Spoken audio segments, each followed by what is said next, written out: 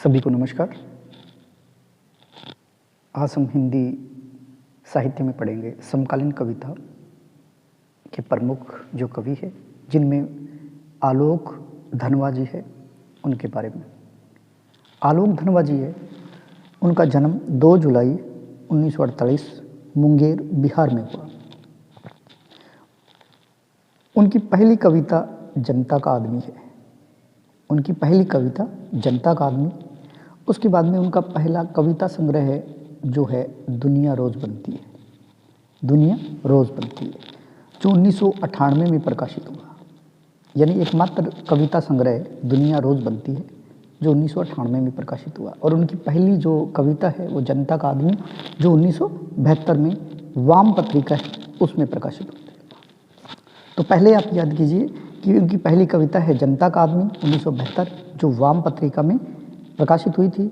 और उनका पहला कविता संग्रह है दुनिया रोज़ बनती है, जो 1998 में प्रकाशित हुआ। उसके बाद में उनकी कुछ प्रमुख कविताएं हैं, जिनमें भागी हुई लड़कियां, ब्रूनो की बेटियां और पतंग। ये कविता बहुत अच्छी है और एनसीईआरटी में सिलेबस में ये लगी हुई है, पतंग। इस कविता में आलोक धनवा जी ने बताया कि जो बच्चे हैं उनमें बाल सुलभ इच्छाएं कैसी है और उनमें उमंग कैसा होता है, उसका सुंदर चित्रण किया गया। यानी इसमें दृश्य बिंब का प्रयोग करते हुए समझाया गया है। बहुत ही सुंदर कविता है पतंग। उसके बाद में एक कविता है गोली दागो पोस्टर 1972 में।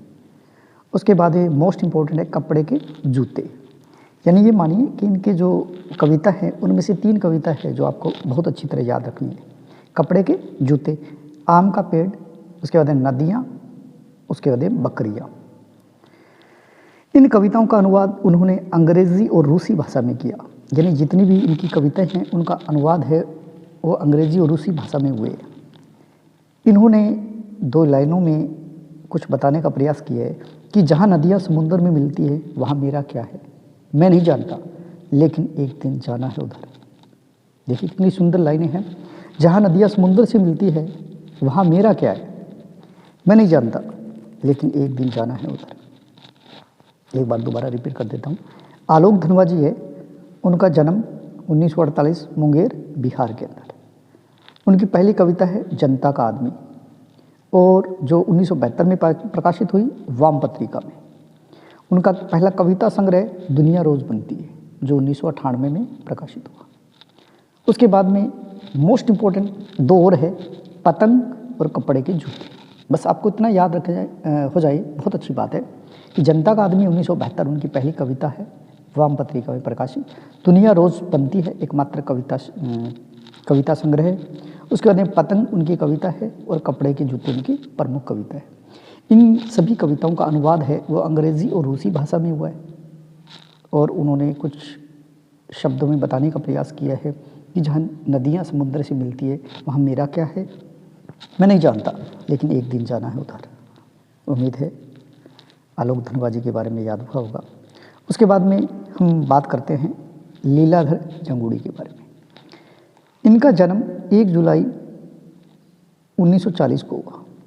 लीलाधर जंगूड़ी, जिनका जन्म 1 जुलाई 1940 कहाँ पर, उत्तराखंड में गढ़वाल जो जिला है, गढ़वाल क्षेत्र है जिसमें धागड़ गांव है, वहाँ मेन मानिए कि 1940 में उत्तराखंड में उनका जन्म हुआ। 11 वर्ष की आयु में वो घर से भाग गए थे और उनका जीवन संघर्षरत रहा। फौज में उन्होंने नौकरी की। इनके प्रमुख काव्य संग्रह है जिनमें आपको मोस्ट इम्पोर्टेंट तो करने ही है, साथ साथ में एक बार सभी रिपीट कर लीजिए, देख लीजिए। शंखमुखी शिखरों पर 1964, नाटक जारी है मोस्ट इम्पोर्टेंट 1972, इस यात्रा में 1974, रात अब भी मौजूद है 1976, बची हुई पृथ्वी 1970, घबराए हुए शब्द 1981, भय भी शक्ति देता है, भय है वो भी शक्ति देता है, भय भी शक्ति देता है 1991। उसके बाद नाटक जारी है, मोस्ट इम्पोर्टेंट था। इसके बाद में अनुभव के आकाश में चांद 1994 में उन्होंने कविता लिखी, अनुभव के आकाश में चांद 1994। और इसी कविता पर उन्हें साहित्य अकादमी मिला 1997 में। इसके बाद महाकाव्य के बिना 1995, ईश्वर की अध्यक्षता में 1999 में, और उनकी प्रमुख कविता फिर है जितने लोग उतने प्रेम 2013 में। इस काव्य संग्रह पर उन्हें 2018 में व्यास सम्मान मिला। उसके बाद में खबर का मुंह है विज्ञापन से ढका हुआ है, जिनकी कविता है 2014 में लिखी गई, और भारत सरकार द्वारा इन्हें पद्मश्री मिला 2004 में। अब देखिए इनकी मोस्ट इम्पोर्टेंट 4-5 बातें हैं जो आपको याद रखनी है। लीलाधर जंगूड़ी, जिनका जन्म 1940 में, कहाँ पर? उत्तराखंड में टिहरी गढ़वाल क्षेत्र धगड़गांव में। और इनके जो काव्य संग्रह थे उनमें एक तो याद रखना नाटक जारी है 1972। उसके बाद में अनुभव के आकाश में चांद 1994 में, जिस पर उन्हें साहित्य अकादमी मिला 1997 में।